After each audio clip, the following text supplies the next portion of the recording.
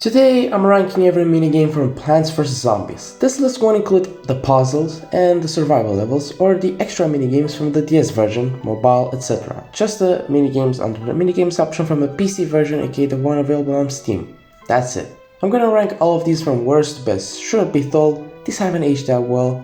Some of them did and the others haven't.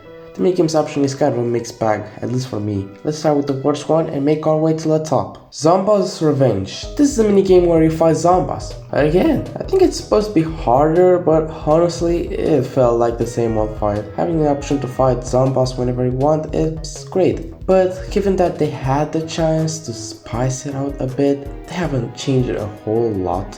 Feels like a waste of a slot. Slot machine. Ladies and gentlemen, if you are making your own tower defense game, don't add stuff like this. Thankfully, it's a minigame and has nothing to do with the main game, but it's just bad for a tower defense game in general. Nothing but pure RNG, and I doubt everyone loves playing with RNG. Sometimes you get nothing, sometimes you get one, sometimes you get three of a kind. Not really a fan of RNG in a game where strategy and skill are the two most important things in a tower defense game, especially in this game. Honestly, if you love gambling, then I guess this minigame is for you. Be Cool Twist. This is basically Be Cool, but you twist the plants around. Not really fun and you end up spamming the whole lawn to find matches. Even me, who is kinda decent at this minigame, end up spamming left clicks on the whole lawn. Be Cool. This is basically Candy Crush in a game that I love. This is a 3 tile matching minigame. I'm down for puzzles, but tile matching games are barely challenging unless they pull up some bullshit.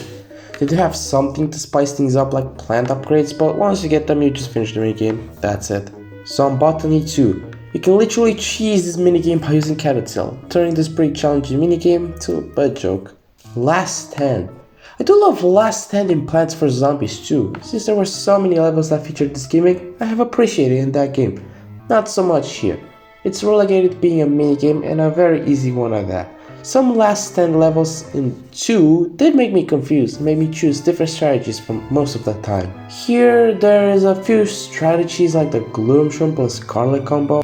I wish this minigame was a little bit challenging, that's all. Some by Aquarium. Nothing really happens here, it's kinda boring. You have to feed zombies with brains and once you reach 1000 sun, you could just win or continue playing, which is interesting. However, you would choose to get the trophy quickly since the minigame is pretty uneventful.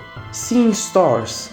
This is a minigame where you have to plant star fruit in every marked tile, and you cannot plant on those marked tiles, which is a bit absurd. This is a very easy one, nothing really to say about it. Botany. At least you can cheese it. This is a minigame where it turns all the zombies into plant zombies, vegan zombies, or maybe those are just masks, who knows. Bobsled Bonanza. This game qualifies a normal level for all I can care, except maybe not. This is a minigame that spams some bonies and those Olympic looking mofos. And guess what? This level is a pool level, meaning you can use a very specific cat to cheese this one out. Pogo Party.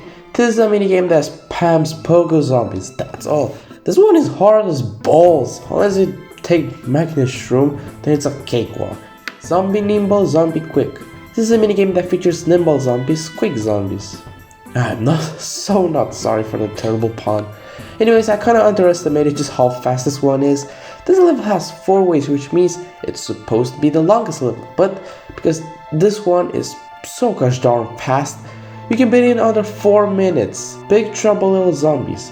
This is a minigame that features... Look man, this is literally the same level as the one from 3-5.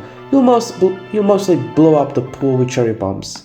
Column Like You See 'Em. This is a gimmick minigame that makes you plant columns of plants in the, column that you chose to plant said plant respectively. This level spawns so many zombies that it is pretty understandable, since the only offense plants you get are mellow bolts, one of the best plants in the game. This minigame can be ridiculous and might not win first try. This one is pretty good. Not A tier material to be honest. Invisicool.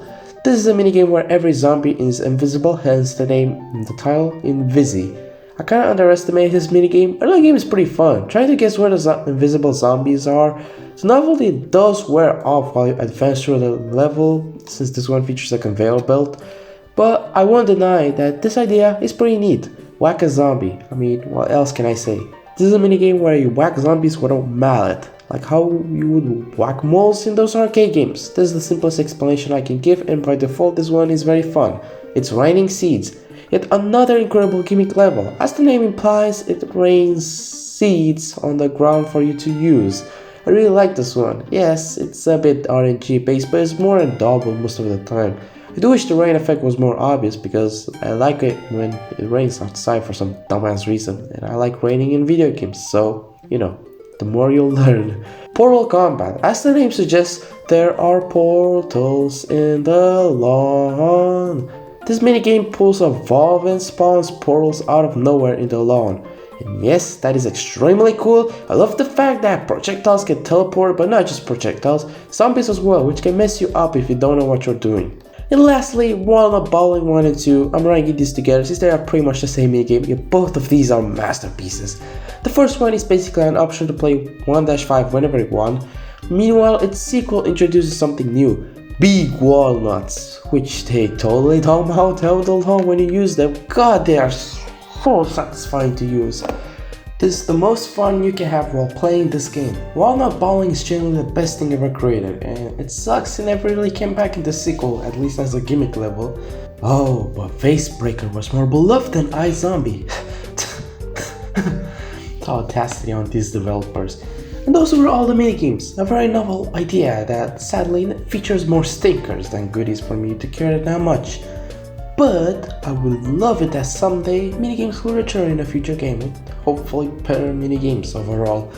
However, given the current situation of this franchise in general, I doubt that will happen anytime soon. Thanks for watching.